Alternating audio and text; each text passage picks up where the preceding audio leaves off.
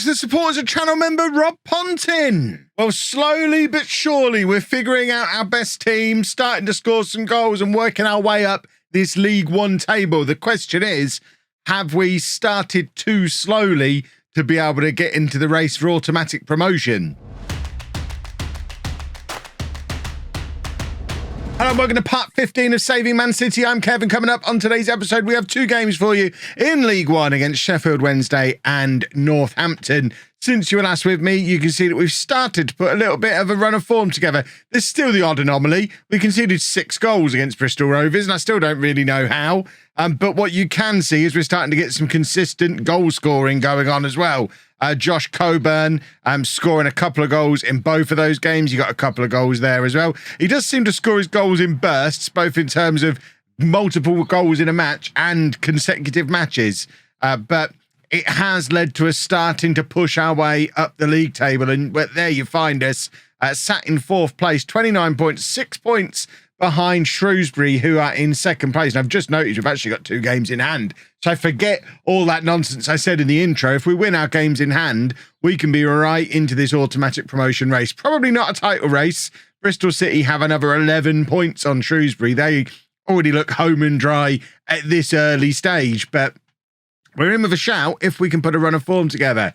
And that is a big if, because form has been very mixed. And of course, the thing hovering on the horizon as well is that we've got 2 more loan payments to make before the January transfer window comes around. So that's going to be another £46 million coming off of that, which means by the time we hit January, we are going to be in a situation where we must sell players. If we look at who's got value, who's going to be saleable, Josh Wilson-Esbrand is an obvious one to let go of. His value is now pushing up into the 8-figure range. He's playing more consistently than he has certainly last. I thought he didn't. I mean, he started 42 games last year. In my head, he wasn't starting regularly. I don't know why I thought that. But he has been playing regularly for us this year. And it's because of Galvez. In my head, Galvez is further along in his development than he actually is. He's not actually started a game for us this year. Only started 3 last year. But Galvez is ready, I think, to take over. And we could sell Wilson-Esbrand to let Galvez in. But Galvez is the one who's wanted, although to be fair, only on loan. But you could sell either of them for £10 million plus and not weaken the first team at all because they both play in the same position. And Mbete is another one who we could probably let go because we have some good strength in depth at centre parks. I apparently just can't do talking today, it seems. Kyle Samuel at 18 is starting to push through, so we can make some room for him in the squad by letting Mbete go. And Micah Hamilton would be another one. If we can get up towards £10 million for Micah Hamilton, we'd be silly not to, and then the values start to drop. So they're the ones we're looking at the moment that we could let go without it causing too much problem. And we are going to have to let some players go because money. Got to balance those books. How long until I do a balance those books t-shirt? There's never this myth that I spend a lot of money and waste all the money in Football Manager. It's going to be gone by the time we're done with this series because it's going to be all about balancing the books all the way through. But this is the team for the game against Sheffield Wednesday. A good old-fashioned League One clash. Manchester City versus Sheffield Wednesday. And we're going with Trafford in goal. A back four of Wilson-Esbrand and Mbete, Charles and Sweetwells. Morrison at the base of the midfield. Fiorini and Taylor ahead of him. Morgan on the left. Morgan, by the way, scored a hat-trick from the left wing not so long ago. It looked like he was going to be the answer very briefly. And then he wasn't. I mean, he had a little purple patch of 3 or 4 really excellent games and has now reverted back to what he was doing before in the last couple. But he looks very bright from the left. Coburn up front and then Knight on that right-hand side. Let's go and wallop Sheffield Wednesday because I don't know what it is. I just have a feeling about me that I'd quite like to win a football match against Sheffield Wednesday. Perhaps stick 4 goals past them and then have it not go wrong. That feels like that'd be nice. I can't imagine what that would be like. But I imagine if I really had to think about it, I think that would be nice. So anyway, let's go and try and beat them. There is Wilson-Esbrand, who we were just talking about before, and the ball makes it forward to Fiorini. Fiorini, I think, probably between him, Wilson-Esbrand, and Shea Charles. Of course, Trafford as well. I'm trying to think who are the players who've played most games in this new world for Manchester City. And there are still a couple who were regular starters in that first year who are still starting regularly now. In fact, thinking about it, I don't think Shea Charles was a regular starter in the first year. I think he forced his way in over the course of that season and then became a regular starter last year. So I think regular starters from the first year, it is just Trafford, Wilson-Esbrand and Fiorini, because Taylor broke through last season as well. So there's 3 of the originals left. I'd quite like to keep as many of them around as possible. If we could have all 3 of them, I know I've just been talking about selling Wilson-Esbrand, and we obviously still would. Balancing the books comes ahead of football romance, but it would be quite nice to have Trafford and Fiorini come all the way up through the leagues with us. I don't know how realistic it is because I don't know that Trafford is going to be a championship quality goalkeeper. He's been a little bit iffy in League One this year, but we shall see. Because of course, our transfer embargo ends this coming summer. That's on the proviso that we don't go back into administration and create ourselves another transfer embargo. So there is a chance we could get it extended if things do go badly wrong. And of course, even when the transfer embargo ends, we're not going to be in a position to go and start throwing money around again. We're still very much going to be looking to, you know the phrase, we want to be clearing the debts.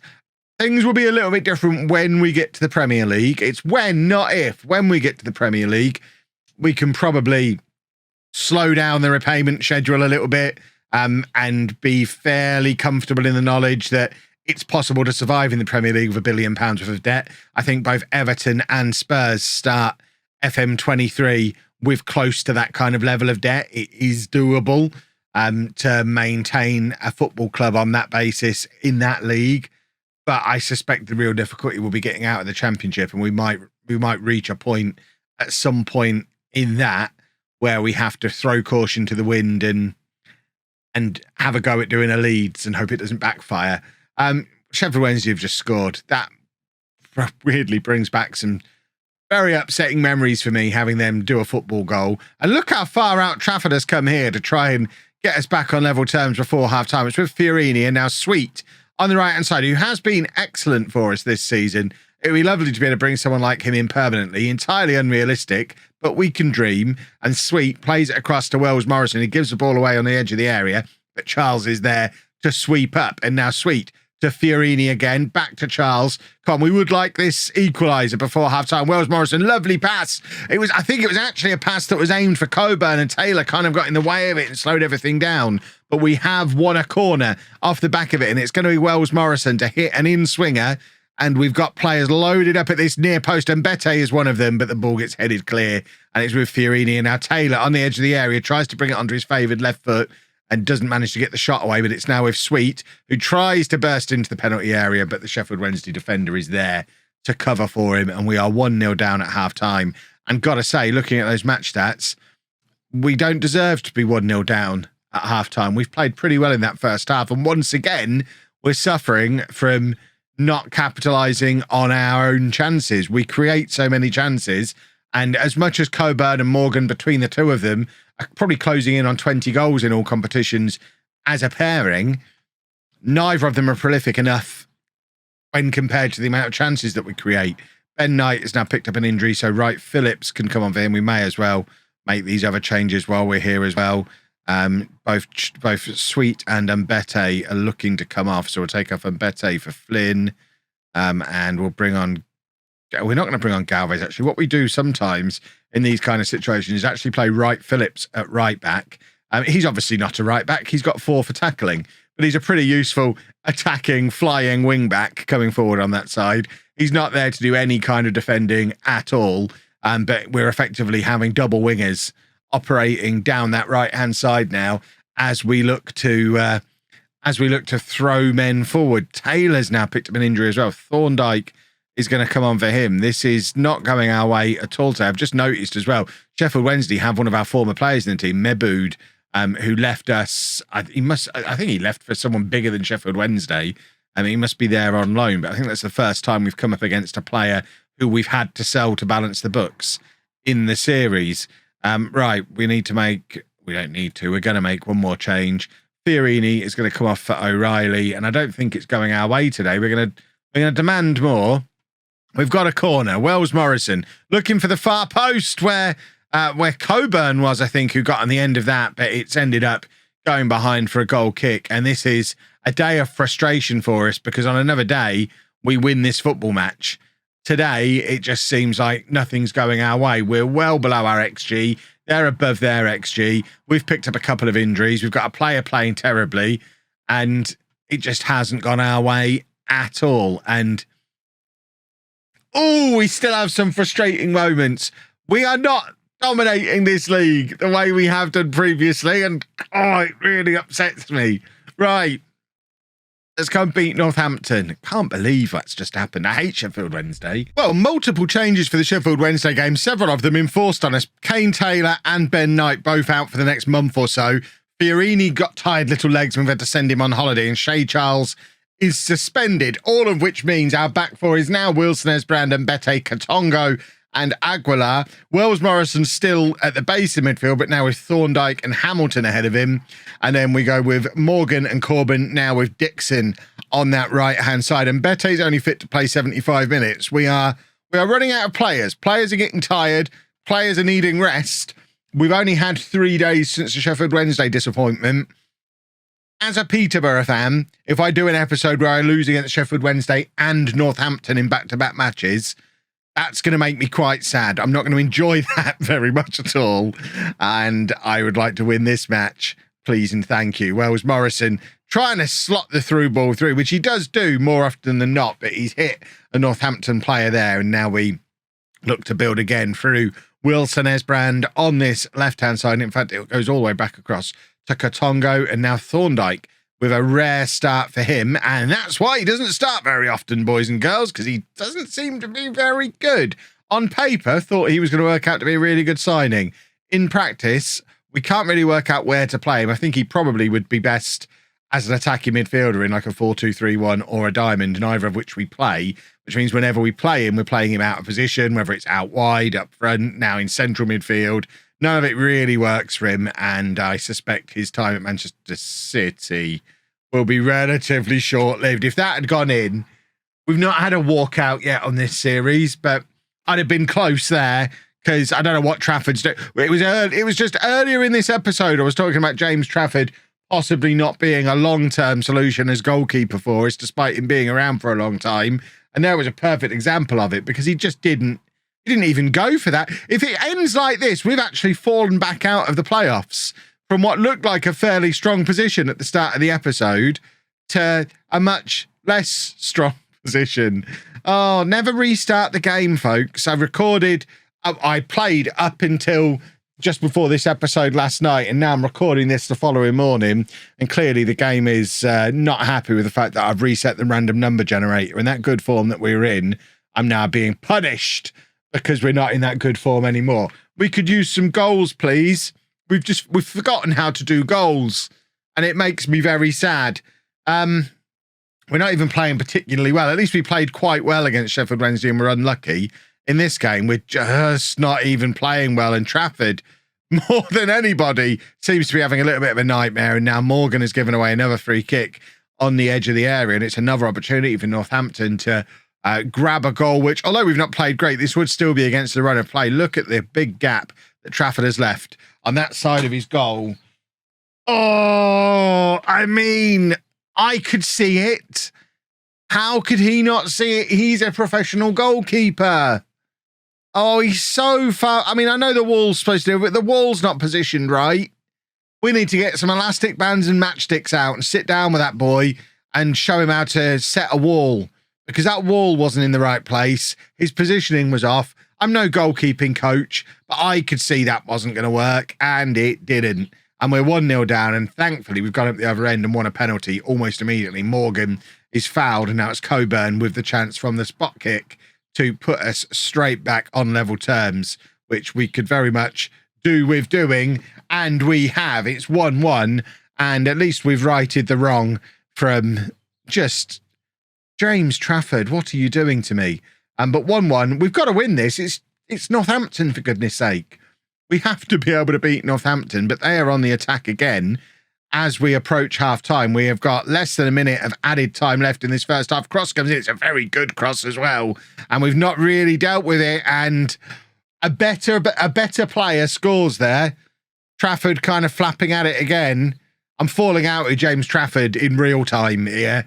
Second half, Wilson Esbrand to Hamilton. Got to remember to take Mbete off during this second half. He can't play a full match. That's lovely from the Thorndike. After I was picking on him a little bit in the first half, he did quite well, but once again, no end product. He's got a nice little touch. You saw the nice little touch there, but he doesn't really do anything with it once he creates the space for himself, whether it's a shot or a pass. He doesn't seem to really have either of them in his locker. So just having a guy somewhere on the pitch who can beat a man and then give the ball away isn't as useful as you would imagine, unless we have another guy just sort of running parallel to him. So when Thorndike beats the man or creates space, he can lay it off to the guy who can't beat a man or create space, but has got a good shot or pass on him. What a header from Josh Coburn. That's why you play a big lump up front, because sometimes when things aren't going your way, you just sling the ball in the area and let him do the rest. And it wasn't a great cross. It was fine. It was in the danger area from Dixon, but Coburn has a lot to do there. He's running away from goal. He's jumping backwards. The amount of neck power that has to go into directing that back towards goal and then placing it so perfectly. Lovely work from Coburn. Puts us 2-1 up and back up into this promotion mix once again. I mean, that gap that we had to make up on the automatic promotion spots has got a lot bigger than the last time I checked. But realistically, we were always looking for playoffs this season anyway. So as long as we're still hovering around the playoffs more often than not as the season goes on, it's still the first half of the season, then I'm fairly happy. Trafford, once again, choosing to not make any attempt to make a save there. And we will take off Mbete now. Flynn can come on for him. And what else have we got on this thrown together bench of tired little legs? Right, we're going to bring on Obovwudu, who I don't think you've seen play yet this season. He played quite well in the final Johnson's Paint trophy game.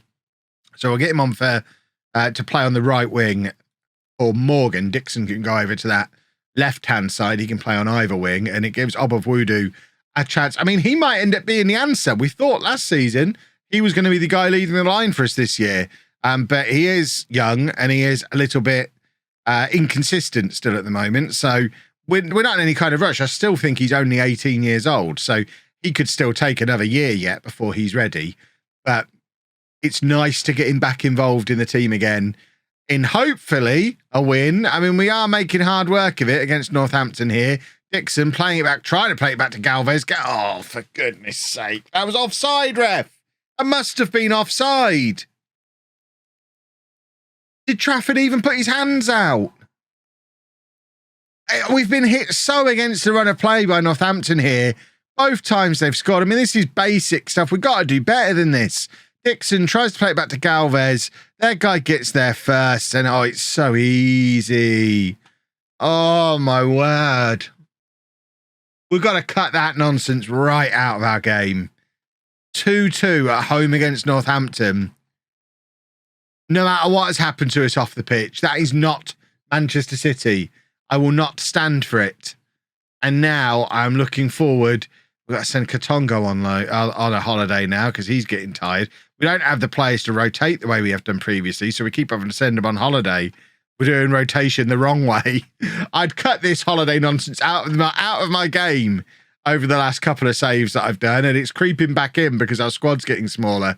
I've got to manage this squad better, but that has not been a very good run of league results. Our last 3 league games, a 6-3 defeat, a 1-0 defeat, and a 2-2 draw at home against Northampton is not ideal. We need to turn that around. And even if we do, the next time you see me, it's going to be the January transfer window. So even if we turn it around, I'm then going to have to sell some of the players who turn it around for us. Oh, I'm sad now. I really am sad. If you've enjoyed that, please make sure you leave a nice big thumbs up on there for me. Subscribe to the channel for daily Football Manager videos. And thank you very much for watching.